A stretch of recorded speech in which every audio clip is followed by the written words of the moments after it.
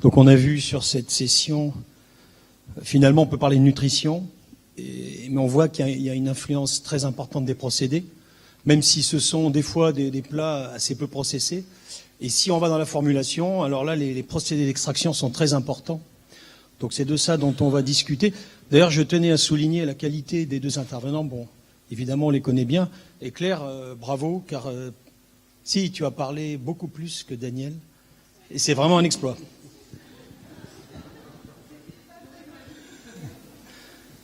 Il devait être vert, c'est le cas. Donc je vais présenter un peu Michel Lopez, qui est ingénieur agronome à Rennes, ensuite a fait une spécialité en biochimie à Paris, et ensuite est docteur tu as travaillé sur les glycoprotéines des insectes à l'université de Lille. Et ensuite, alors je ne sais pas si c'est bien ou si c'est pas bien, je pense que c'est bien, mais tu as fait toute ta carrière dans l'industrie, divers postes qu'on ne va pas forcément évoquer. Et depuis 2014, tu es directeur scientifique de la plateforme Improve. Donc, bon, tu vas détailler certaines méthodes qui sont utilisées, mais je voulais juste rappeler que la plateforme Improve est issue d'un partenariat public-privé, notamment l'INRA fait partie des actionnaires, et qui propose des prestations de recherche et de développement pour concevoir et optimiser des méthodes de fractionnement des protéines, et notamment des protéines de légumineuses. Et donc tu vas nous parler pendant 45 minutes quelles sont les innovations et un petit peu les pistes de développement dans ce domaine. Je voulais juste rajouter que Michel est quelqu'un de très curieux, très innovant, qui se pose plein de questions. Plus de questions que de réponses. Non mais ça, oui, déjà c'est pas mal, qui amène quand même des solutions. Et juste pour finir, je pense que tu aurais mérité de travailler dans la recherche publique. Donc merci Marc. Déjà, merci aux organisateurs de me donner l'opportunité de vous présenter la production d'ingrédients à partir de légumineuses, puisqu'on a vu toutes ces légumineuses, tous ces avantages. Eh bien, il y a une industrie qui travaille à son fractionnement. Alors, comme ça. Okay. Donc, le métier du fractionnement des légumineuses, notre métier, c'est de faire des bilans de masse. Et ici, on a un bilan de masse mondial des protéines. Sur Terre, il est produit à peu près 10 milliards de tonnes d'agro-ressources par an. Dans ces 10 milliards de tonnes d'agro-ressources, il y a 555 millions de tonnes de protéines. Protéines végétales qui sont essentiellement destinées à l'alimentation animale. Pour produire grossièrement 100 millions de tonnes de protéines animales. Il y a plus de 100 millions de tonnes de protéines végétales, alors j'espère que ça va se voir, ici, qui sont directement destinées à l'alimentation humaine.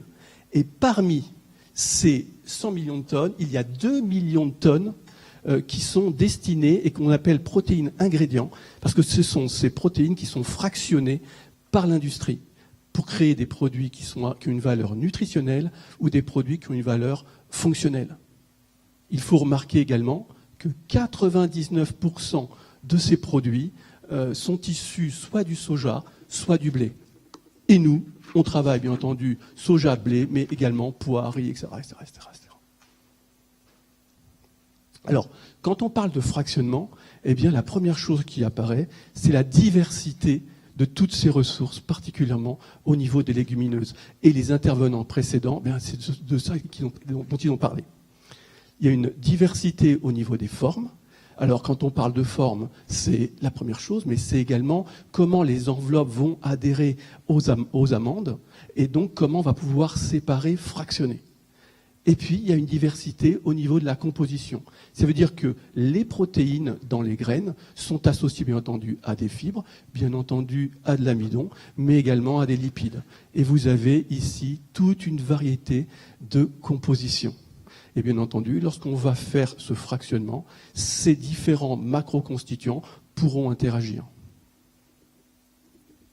On a également vu dans les présentations précédentes les microconstituants.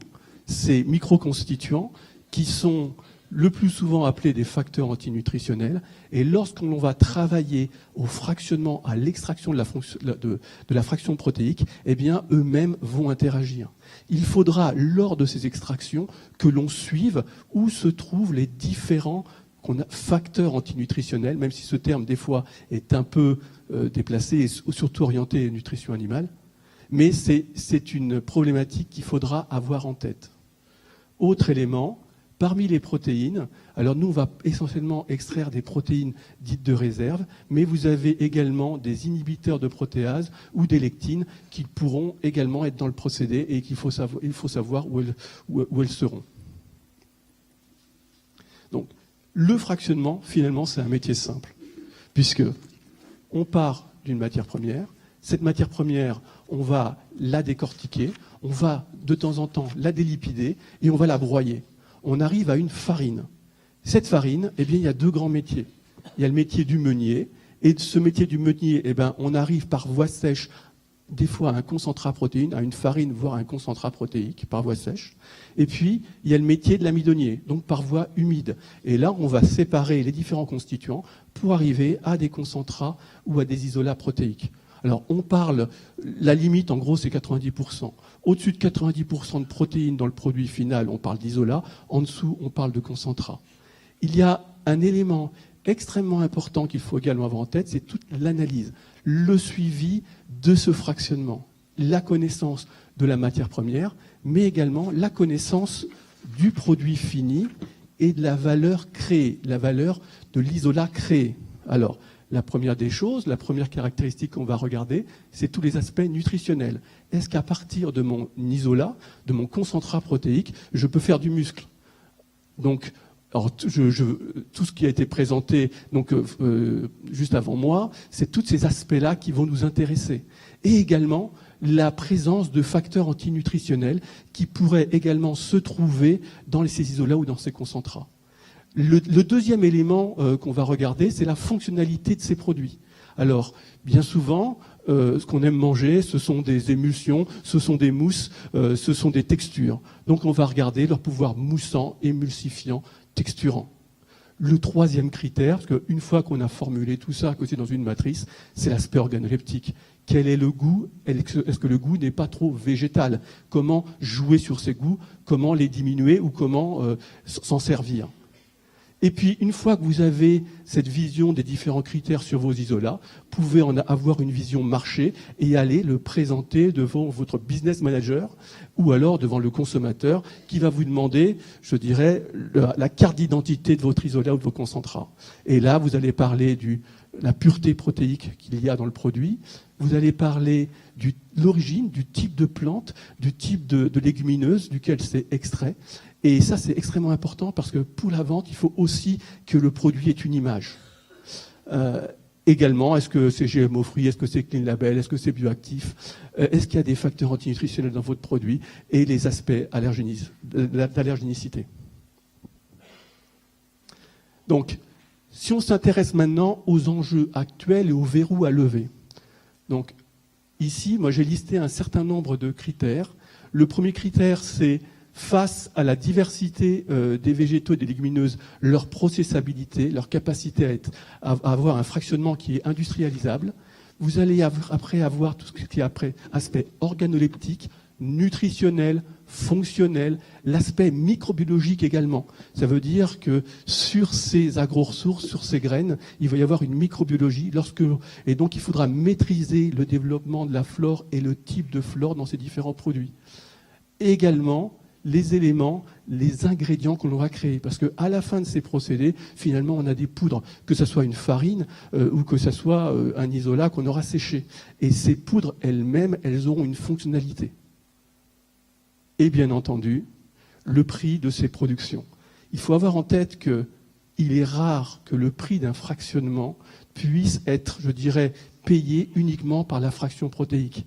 Généralement, il faut valoriser toutes les fractions pour que le fractionnement de l'agro-ressource soit économiquement possible. Donc il faudra valoriser la fraction amidon, mais également, par exemple, la fraction lipidique, avec tous les bénéfices également. Alors, ce qu'on va voir maintenant, c'est les différentes technologies de fractionnement et qu'est-ce que ces technologies peuvent apporter, quel type de valeur, quel type de solution ces fractionnements peuvent apporter à nos produits, à ces différents ingrédients. Donc la première des choses, tout commence par un broyage, par le fractionnement par voie sec. Alors, on parle de fractionnement, moi je préfère parler de déconstruction, parce que c'est une déconstruction logique de la matière qui va prendre en compte les aspects morphologiques et l'aspect histologique. Donc ici, vous avez une image de cellules de poids. Et qu'est-ce que l'on voit? On voit qu'il y a des granules d'amidon qui font 20-30 microns, qui sont tout à côté de corpuscules protéiques qui font quelques microns, 3, 4, 5 microns, et qui, eux, sont riches en protéines. Tout le propos va être de séparer ces différentes valeurs d'une façon logique. Alors, et donc, il y a une stratégie à mettre en œuvre. Cette stratégie, elle est extrêmement simple dans ses étapes. C'est déjà la collecte, le nettoyage des graines, le décortiquage des graines pour enlever l'enveloppe qui est généralement riche en fibres insolubles, en facteurs antinutritionnels et en résidus de culture, et de récupérer une amande. Il y a également, donc après, l'optimisation, je me perds moi avec mon point rouge, l'optimisation de la mouture. Et là, vous allez avoir différentes stratégies de mouture, parce que si vous voulez valoriser des constituants, il faut que dans la farine, dans la mouture finale, eh bien, ils soient répartis dans des ingrédients différents, dans des particules différentes, qu'on va par la suite fractionner. Alors, au niveau déjà de la préparation de cette matière. La préparation de cette matière, on peut avoir des procédés d'infranisation, des procédés thermiques directement sur la graine. On peut avoir un nettoyage au niveau de grilles. On peut avoir, par des tables densimétriques, une meilleure calibration ou une séparation des différents types de graines qui pourraient être en mélange.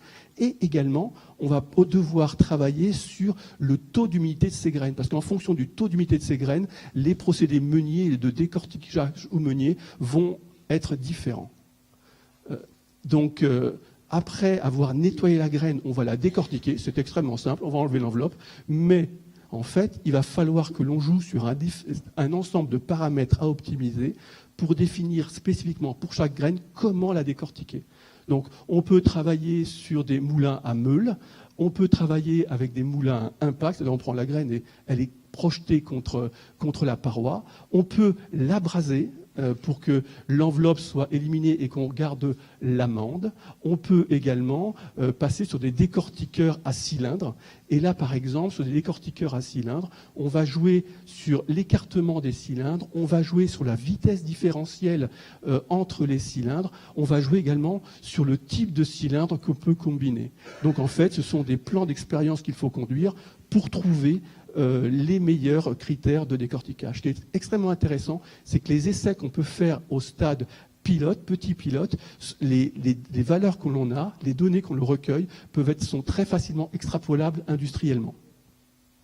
Et puis après, une fois qu'on a décortiqué, ça veut dire casser grossièrement la graine en enveloppe et en amande, il faut séparer le tout par des procédés aéroliques, et là vous avez un système zigzag. Donc les enveloppes s'envolent et les amandes tombent. Ce décortiquage, il est extrêmement important, puisque ça va vous permettre d'éliminer tout un ensemble de facteurs qui vont après avoir un impact organoleptique sur vos produits. Donc, les avantages, on améliore l'organoleptique, on réduit les facteurs antinutritionnels et également on contrôle la microbiologie parce que sur les enveloppes, il y a une flore. Les risques, c'est des risques sur la protéine, de dénaturer par température la protéine ou avoir des réactions de Maillard. Il faut également faire attention au coût énergétique de ces procédés. Je vous parlais tout à l'heure, je vous parle juste un instant de la microbio. Cette microbiologie, il faut la contrôler. Alors, je vous ai montré un infranisateur. Donc, on avait des problématiques de traitement thermique des graines. On peut essayer de les contrôler par ozonation, par des plasmas et également par des traitements à la lumière pulsée, etc. Et si ici, on revient vers nos critères du fractionnement des légumineuses, ce décortiquage va améliorer la processabilité de la matière, l'aspect organoleptique, l'aspect nutritionnel, le contrôle microbiologie, et on va pouvoir ainsi créer des ingrédients. Alors, une fois qu'on a l'amande, cette amande, il va falloir la broyer. Et il va falloir la varier, c'est-à-dire qu'on va la casser, donc lui apporter certains types de forces mécaniques. Il y a différents types de forces, des forces d'impact, de découpe, de compression, de cisaillement et également d'abrasion. En fait, les broyeurs vont combiner différemment toutes ces forces. Et on a une diversité de types de broyeurs qui vont vous créer une diversité de farines. Farine, quand on parle de diversité, ça veut dire que très probablement les constituants des différentes particules vont être différents entre elles et on pourra peut-être les séparer pour créer encore plus de valeur. Donc ici, je vous présente un broyeur à broche, vous avez des broyeurs à impact, des broyeurs à marteau, et vous avez ici un broyeur à cylindre qui est le fameux moulin Buller pour faire de la farine de blé, mais également des farines de légumineuses.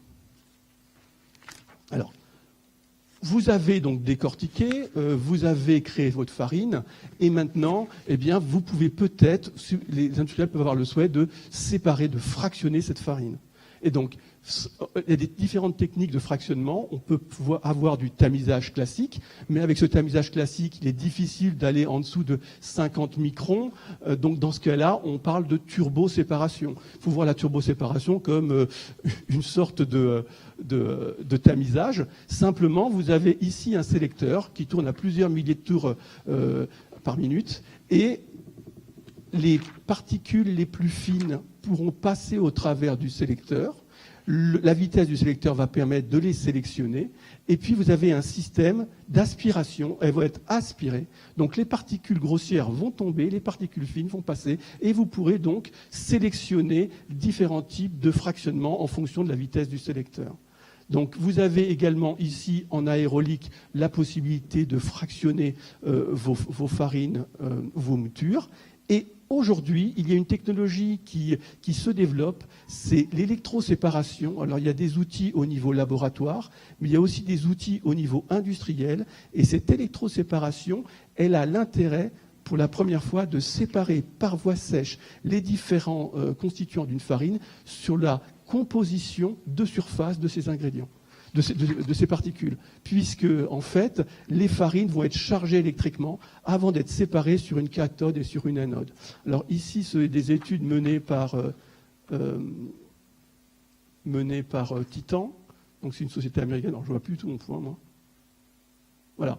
Et par exemple sur du lupin, on voit qu'un lupin, une farine qui a 33% de protéines et 36% de fibres, on peut sur les différents électrodes récupérer une farine avec 43% de fibres et une farine avec 48% de protéines. Ce n'est pas du tout ou rien, ce sont des augmentations, des améliorations dans ces différents constituants. Ce qui veut dire qu'en fait, quand on travaille en voie sèche, il faut travailler avec une logique de déconstruction en combinant plusieurs technologies. Et ça, ce sont des stratégies de déconstruction qui sont des stratégies tout à fait connues. Et que, si vous avez l'occasion de voir un procédé de mouture de blé, c'est également extrêmement complexe. Mais cette complexité peut se faire en produisant des produits à moindre coût. Donc si on garde maintenant les avantages et les limites de ce fractionnement, les avantages, c'est de la déconstruction, c'est sans eau, on arrive à des concentrats protéiques lorsqu'on fait de la turboséparation sur nos légumineuses. Il y a un faible capex, il y a un faible opex par rapport à la voie humide. C'est des procédés robustes, c'est clean label. Et puis, ça permet aussi de réduire les volumes avant de traitement ultérieur. Les limites, la pureté, il va y avoir de l'amidon, autre chose. Et les teneurs en lipides qui également vont impacter négativement la possibilité de les séparer par voie sèche. Bien entendu, parce que les particules vont avoir tendance à se coller. C'est une connaissance empirique. Alors moi, je l'ai mis en négatif. C'est pas toujours négatif. Ça veut dire que les entreprises, bien souvent, elles sous-estiment la valeur de ce qu'elles ont, la valeur de leur personnel, qui ont une très grande connaissance qu'il va falloir objectiver. Alors, on a différents outils pour les objectiver, comme par exemple le morphogranulomètre. C'est un outil qui va permettre de prendre des photos de milliers de particules et d'avoir un regard statistique sur les farines. On redécouvre les farines et en fait, on essaye de transcrire et de conserver la connaissance empirique d'un grand nombre de personnel. Donc ici, par exemple, sur une farine de Févrole, on l'a turbo-séparée, on a une fraction fine et une fraction lourde. Dans la fraction fine, on atteint plus de 60% de protéines. On peut, par voie sèche, produire un concentrat protéique. Ça représente grossièrement un tiers du volume, et les 2 tiers, ce sont des farines pauvres en protéines, mais riches en amidon, qu'il faudra valoriser pour leur amidon. Donc, qu'est-ce que l'on voit? C'est que la production de farine par voie sèche va améliorer la processabilité, va améliorer la valeur nutritionnelle, va améliorer le contrôle microbiologique, la propriété de créer des ingrédients, donc de la valeur, et bien entendu un effet bénéfique sur le coût. Alors, on a notre graine, on l'a décortiquée, on est maintenant à la farine. Intéressons-nous maintenant à la fraction lipidique. Cette fraction lipidique, c'est une fraction qui va avoir un impact important dans les procédés de fractionnement. Et c'est pour ça qu'il faut la gérer. Donc, alors, la délipidation, généralement, se fait par solvant. Et il y a différents types de stratégies, à l'hexane, avec de l'alcool, la combinaison avec des micro-ondes ou des champs électriques pulsés. On a aussi comme solvant du CO2 supercritique, et bien souvent on considère que c'est extrêmement cher par rapport à la valeur créée. Et puis on a d'autres procédés verts ou des liquides ioniques. Si on s'intéresse d'un peu plus près au CO2 supercritique, déjà parlons prix. Une unité de production de 10 000 tonnes par an, ce qui est faible au niveau des agro-ressources, eh bien le coût est estimé à 1 euro du kilo.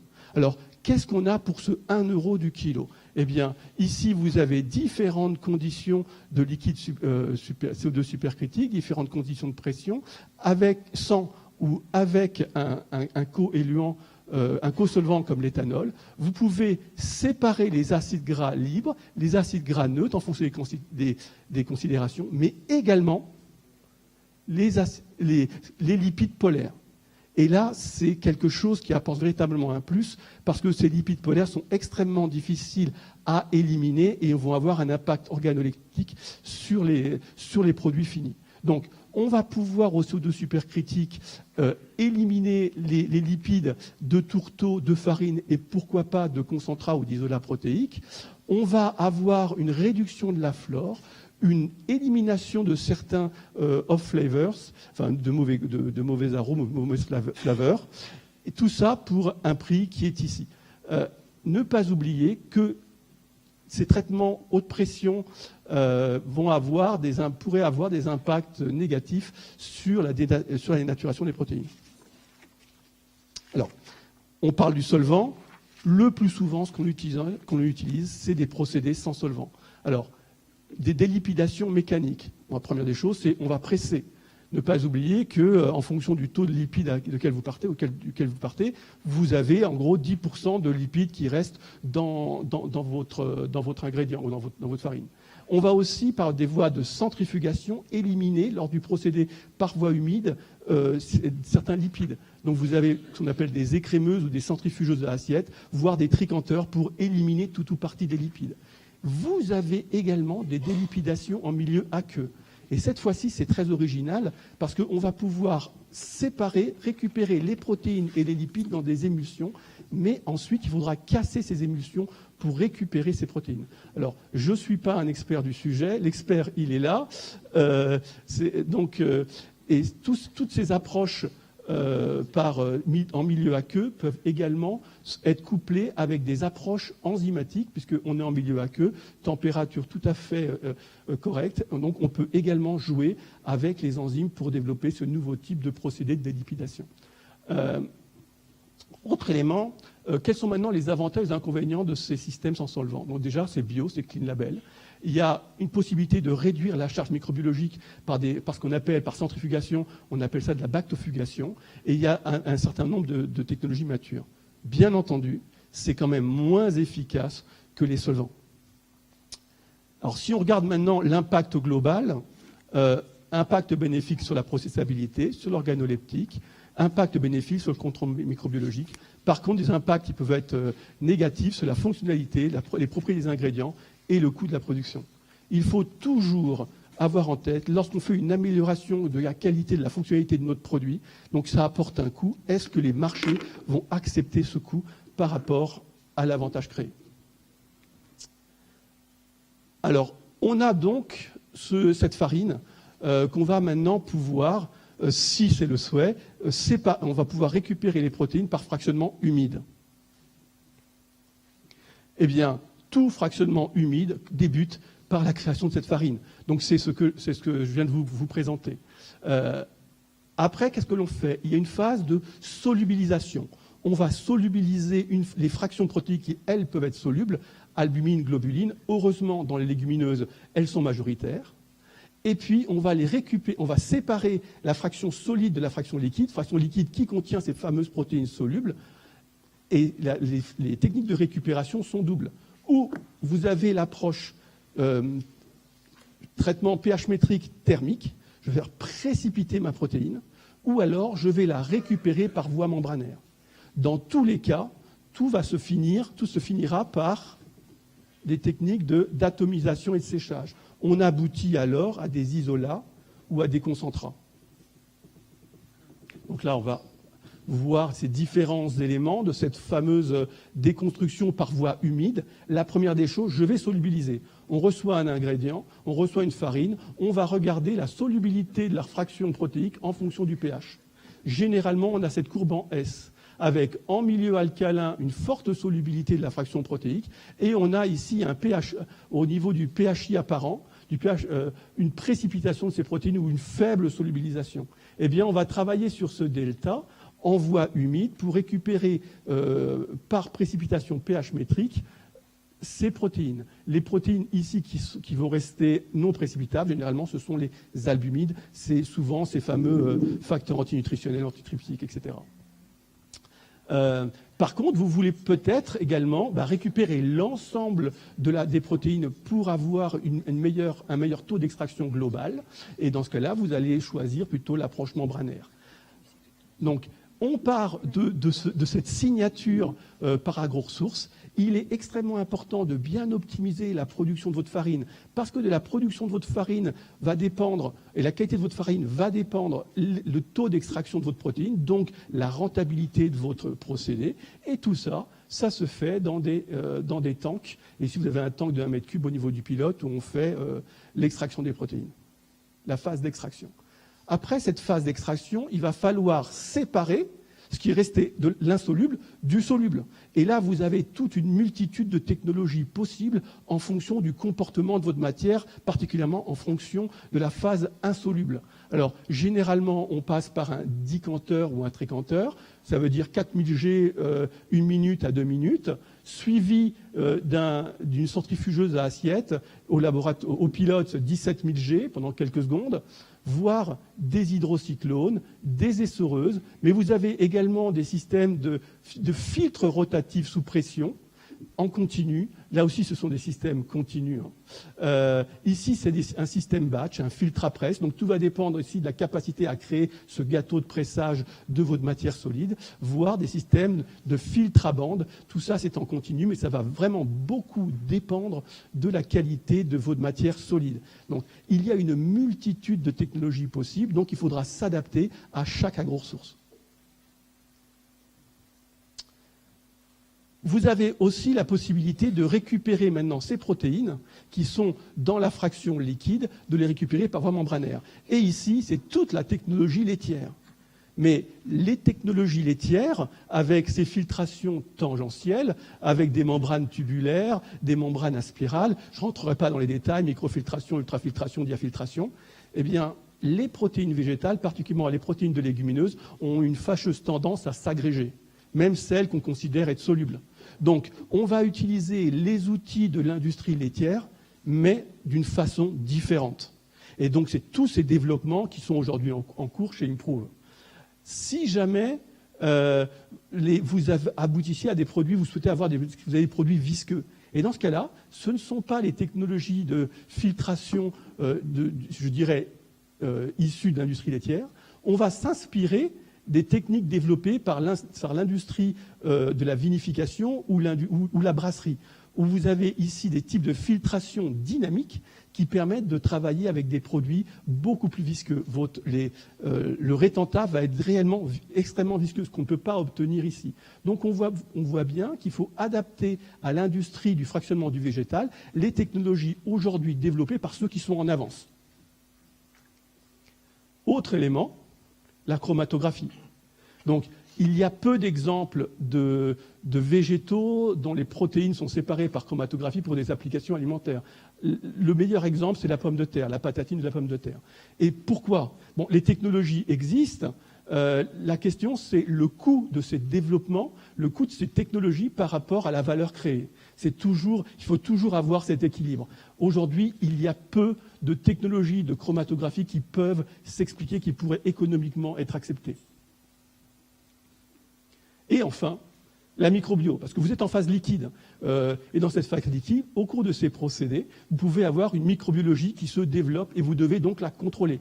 Vous pouvez la contrôler d'une façon classique, par des pasteurisations, ou alors toujours par des technologies issues de l'industrie laitière, la centrifugation, bactofugation, ou des technologies de microfiltration. Et je répète, on ne conduit pas les procédés sur des légumineuses comme des procédés laitiers. Nos protéines ne sont pas des protéines solubles, elles ont tendance à vraiment aller s'agréger. Autre chose, on a des fibres, on a des lipides qu'on va devoir donc gérer dans tous ces procédés. Alors, si on regarde avantages limites des procédés liquides, eh bien, les thermocoagulations, procédés pH métrique, l'intérêt, il y a un faible capex, il y a un taux d'extraction important, c'est des procédés robustes. Par contre, la fonctionnalité est faible. Eh bien, à contrario, dans les procédés membranaires, eh bien, on a une fonctionnalité intéressante, on arrive à réduire les fibres et les lipides par microfiltration et la flore microbienne. Par contre, les investissements sont élevés, sont importants. Alors, si on regarde les différents critères, par ces techniques de fractionnement par voie humide, on améliore l'organoleptique, les valeurs nutritionnelles, fonctionnelles, le contrôle microbiologique et les propriétés des ingrédients. Mais gardez en tête que ces développements sont plus longs et plus lourds.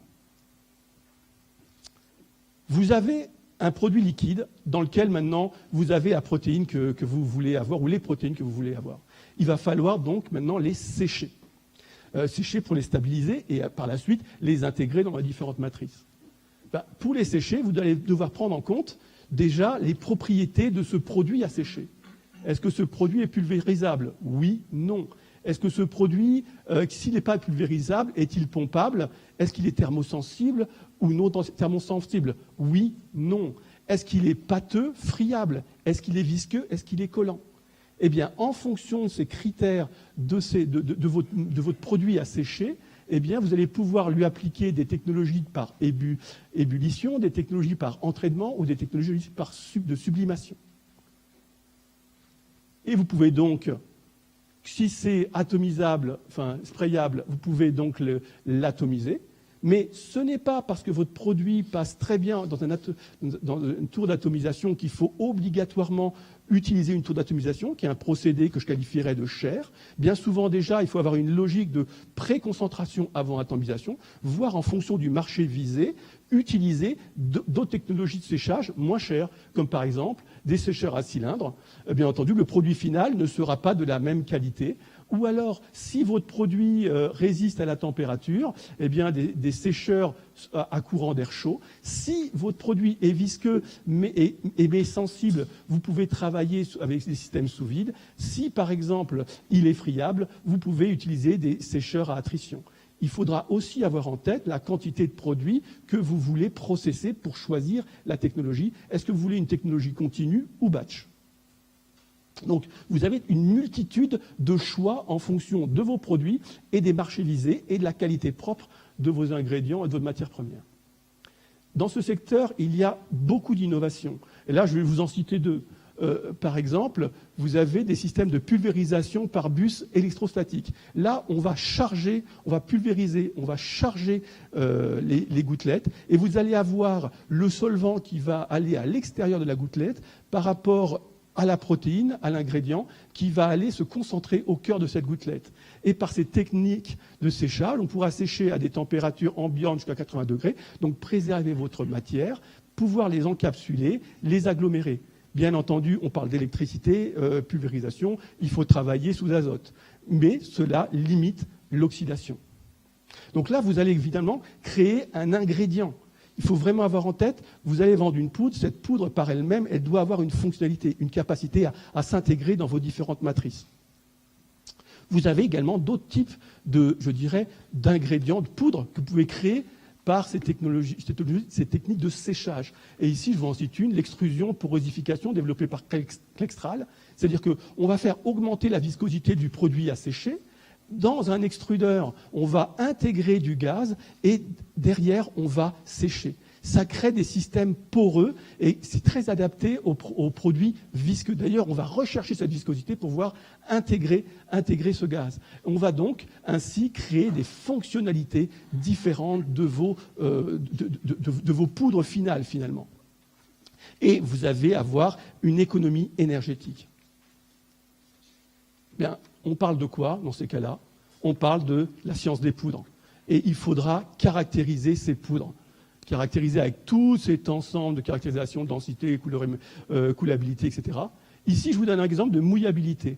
On a ici deux poudres, alors ce sont deux farines de févrole préparées sur différents types de broyeurs, la même répartition de particules, et on voit que la mouillabilité est complètement différente. Ici, avec celle-ci, en moins de 20 secondes, eh bien, elle est complètement mouillée, elle est intégrée dans l'eau, et pour l'autre, il faudra attendre plus de 3 heures. Vous voyez là, on peut déjà voir là que ça va avoir un impact fort lorsque vous allez faire une matrice alimentaire. Donc, une farine, un ingrédient, ce n'est pas l'ingrédient lui-même, c'est également la qualité de la poudre que vous créez. Bon, là, c'est tout ce que je viens de vous dire. Donc, vous devez prendre en compte le produit, ses capacités, les marchés que vous allez viser par rapport aux technologies que vous allez choisir. Mais également, ces poudres finales vont avoir un impact organoleptique par elles-mêmes, des sensations en bouche, mais également la couleur. Alors, et si on voit les ensembles des paramètres à considérer pour créer de la valeur au travers d'ingrédients, eh bien là, on a un impact positif au niveau de la processabilité, au niveau de l'organoleptique, au niveau du fonctionnel, au niveau de tout ce qui est la création d'ingrédients, puisque c'est de ça qu'on parle, c'est de ce dont on parle. Par contre, attention au coût. Toujours avoir en tête le coût de production pour que le produit, la valeur créée, puisse être vendu et puisse apporter un plus au consommateur. Donc vous avez maintenant votre ingrédient, votre poudre que vous allez intégrer dans une matrice, par exemple, matrice alimentaire. Eh bien, il va falloir que vous considériez les éléments organoleptiques. Et organoleptiques et fonctionnels. Donc la première chose, si on regarde les éléments fonctionnels, vous allez ici on a différents isolats et concentrats de protéines de févrole que l'on a extraits par voie sèche ou par voie humide, pH métrique ou membranaire, et on a mesuré au laboratoire leur fonctionnalité, donc pouvoir moussant, pouvoir émulsifiant, pouvoir gélifiant. Donc on voit ici que par rapport à notre contrôle qui est le blanc d'œuf, le volume de mousse créé est tout à fait intéressant. Par contre, cette mousse n'est pas stable. Si on s'intéresse au pouvoir émulsifiant, eh bien, on voit qu'il y a un des isolats, c'est celui fait par voie pH métrique, qui a une moindre efficacité de stabiliser les émulsions. Et si on s'intéresse à leur pouvoir de gélification, on voit ici que c'est l'isolat fait par ultrafiltration qui permet d'avoir le module élastique le plus important. Ici, c'est le plus élevé. Ici, ce sont des gels thermiques que l'on a fait. Alors, il faut aussi avoir en tête, ça, ce sont les résultats d'une expérience donnée. Toutes ces choses peuvent évoluer parce que dans chacune de ces technologies d'extraction, il y a une multitude de solutions possibles. Donc l'objectif, c'est d'améliorer dans chaque cas, parce que chaque technologie a son avantage propre, c'est d'améliorer également les autres propriétés de ces mêmes produits. Autre élément, vous avez une fonctionnalité, mais il faut aussi regarder les aspects nutritionnels. On parlait de ces fameux facteurs antinutritionnels. Si on regarde pour la févrole, on a des facteurs antitrypsiques, on a des polyphénols et on a des glycoalcaloïdes, vicine, convicine. Si on regarde, ici vous avez la farine décortiquée de départ dans l'expérience, avec les différents dosages. Dans la fraction turbo-séparée, donc par voie sèche, qu'est-ce que l'on voit? Eh bien, on n'a pas séparé ces facteurs antinutritionnels de la protéine. Donc ça veut dire que tout ça est intimement lié dans l'espace, dans les tissus. Par voie fractionnement, par voie humide, voie pH métrique, on améliore très significativement, on élimine très significativement les facteurs antitrypsiques. C'est normal, puisqu'on ne les a pas précipités, puisqu'ils sont restés solubles. Et également, on améliore les polyphénols et la teneur en vicine, convicine qui sont restés dans la phase soluble. C'est également le cas pour les propriétés d'ultrafiltration. Par contre, sur les facteurs antitrypsiques, dans ce cas précis, eh bien, on a gardé la protéine, ou ces protéines, puisque c'est le but, c'est de les garder pour augmenter le taux d'extraction. Donc, le fractionnement sec, ça robustesse, mais on arrive uniquement à des concentrats. Tout ce qui est humide par voie pH métrique, ça c'est robuste. On a peut-être un risque de perte de fonctionnalité, mais on élimine bien les facteurs antinutritionnels. Et puis, tout ce qui est fractionnement humide, membranaire, issu des technologies laitières, ça, ce sont des développements plus longs, mais qui créent cette valeur, cette propriété plus fonctionnelle que dans le cas précédent. Vous avez donc maintenant votre produit, votre ingrédient qui est fonctionnel, et donc il a donc une valeur. Cette valeur, il faut la mettre au regard de son taux d'extraction. Est-ce que vous avez bien extrait les protéines? À quel prix vous pourrez les vendre? Et c'est bien pour ça que bien souvent, ou quasiment à chaque fois, il faut valoriser les autres fractions pour que le produit puisse être mis sur le marché à un prix accepté par le consommateur. Il y a les aspects microbiologiques qui sont extrêmement importants, puisque ce sont des produits qui peuvent par exemple avoir, dans les graines, on a des spores, on peut avoir des spores, des choses qu'il faudra traiter tout au long et s'assurer de la qualité microbiologique des produits finis. Le tout, c'est pas d'aller matraquer thermiquement à la fin toute cette qualité, parce que dans ce cas-là, vous allez détruire la qualité de votre ingrédient. Donc ça, il faudra le gérer tout au long du process. Et il faudra comparer votre produit, moi je me perds avec ça, ouais. Il faudra comparer vos produits créés, la valeur de votre produit créé par rapport à ceux du marché, particulièrement les protéines laitières ou les protéines d'œufs. Et bien entendu, il y a les aspects organoleptiques. Si on s'intéresse maintenant aux différents paramètres, par ces techniques, on va améliorer tout ce qui est organoleptique, nutritionnel, fonctionnel. On va donc avoir un bénéfice ingrédient. Il faut faire très attention au niveau microbiologique et au coût de tous ces procédés. Donc, on a maintenant un ingrédient fonctionnel, on va l'intégrer dans une matrice, et dans cette matrice, il faudra bien entendu prendre en compte les aspects organoleptiques. Alors, bien souvent, lorsqu'on parle de protéines de légumineuses, on parle de flaveurs désagréables, astringence, texture farineuse, goutte ou beanie flavor, terreux, moisi, etc. Pour gérer, il n'y a pas de procédé miracle.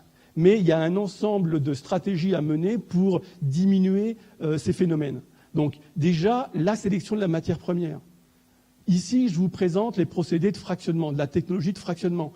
Mais tout part de la qualité de votre graine. Donc la génétique qui est derrière, les travaux qui sont réalisés pour améliorer la qualité des graines, pour que derrière, elles soient fractionnées et que les produits soient ont une bonne qualité organoleptique.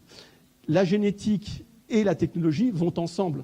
Je pense que par exemple sous le soja, un grand nombre de l'amélioration ont été créées au niveau génétique, de nouvelles variétés génétiques, et puis associées au développement des technologies.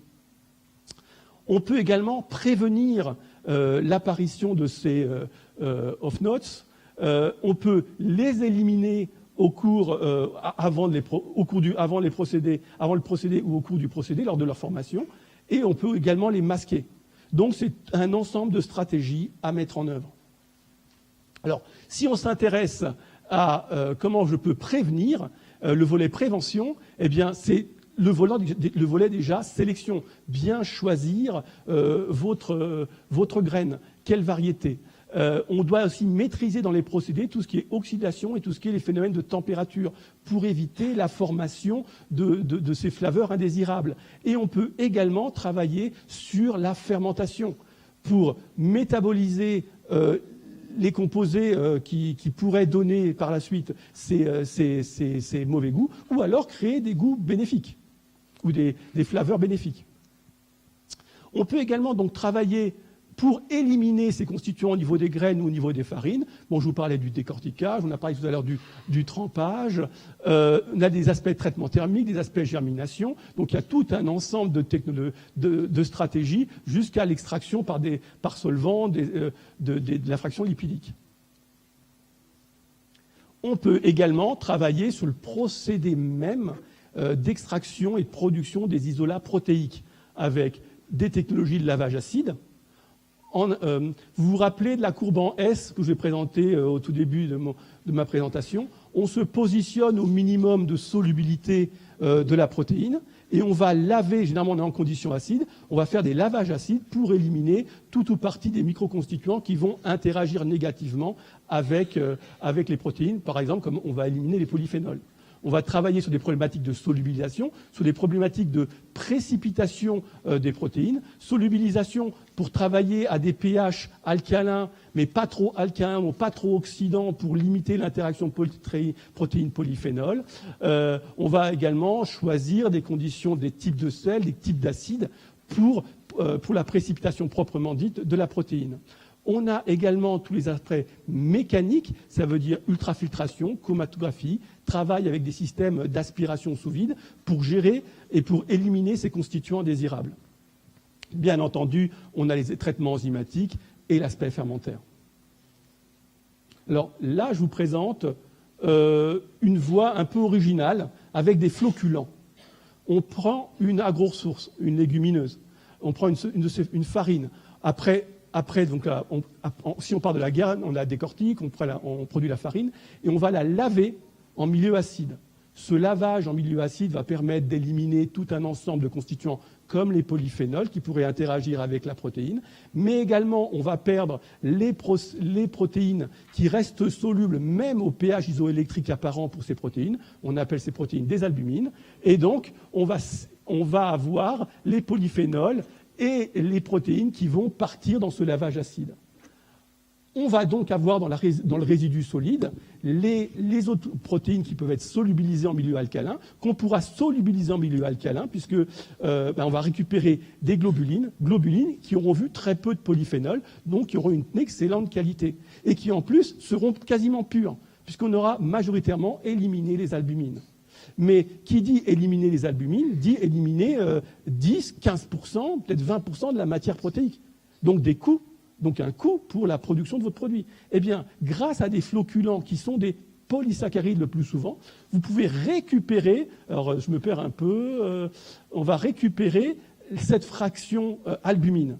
Donc vous allez fractionner par floculation avec des polysaccharides les albumines que vous allez pouvoir valoriser et récupérer des globulines d'une façon classique, mais une globuline qui sera propre, pure et organoleptiquement plus acceptable.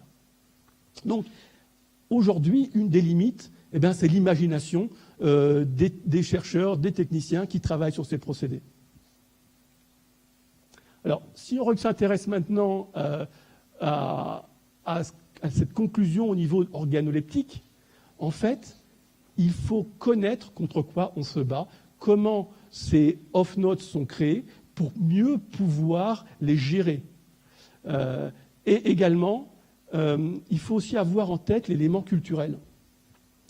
Nous sommes des Européens, on aime le lait, on aime ce qui est blanc, on aime ce qui est neutre.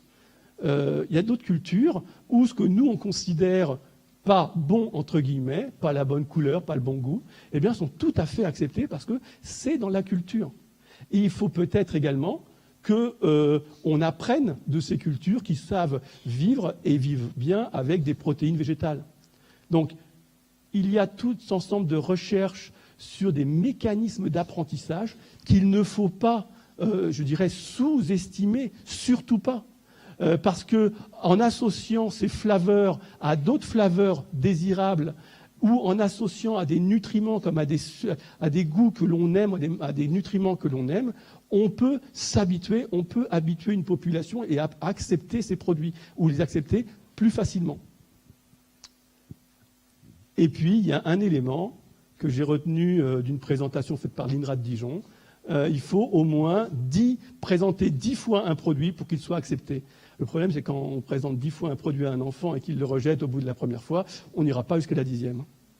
Voilà. Donc, si on voit tous ces éléments sur l'organoleptique, ces éléments vont permettre, ces stratégies vont permettre, bien entendu, d'améliorer l'organoleptique, mais ça pourrait avoir des impacts négatifs sur l'aspect nutritionnel, fonctionnel, le contrôle microbiologique, ou la valeur des ingrédients créés, et bien entendu, un aspect coût.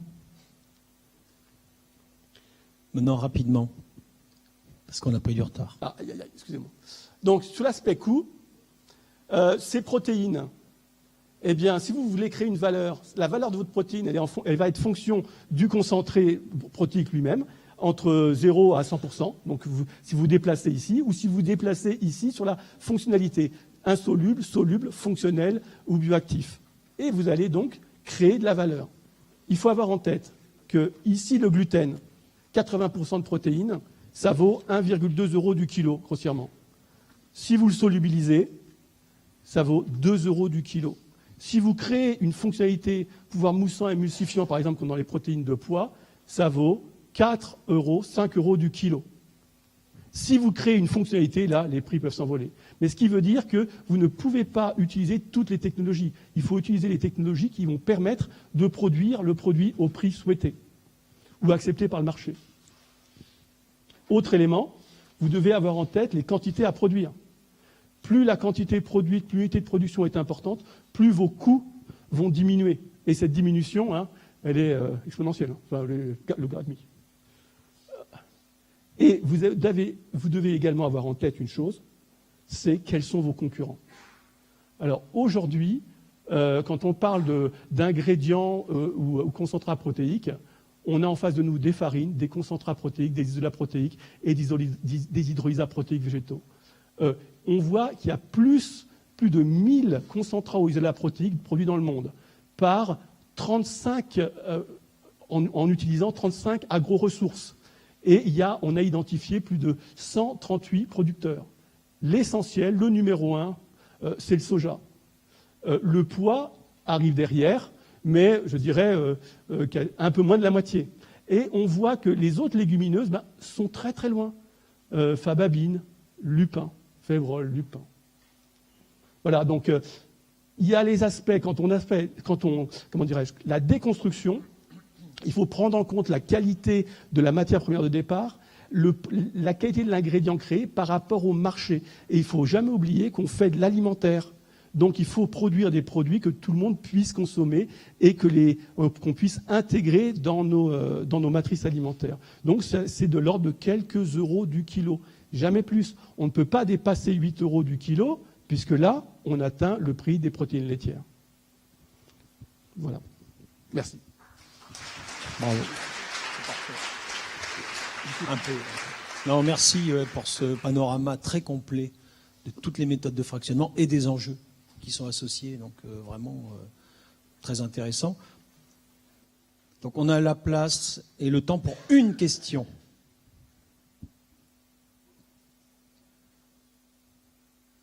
Isabelle.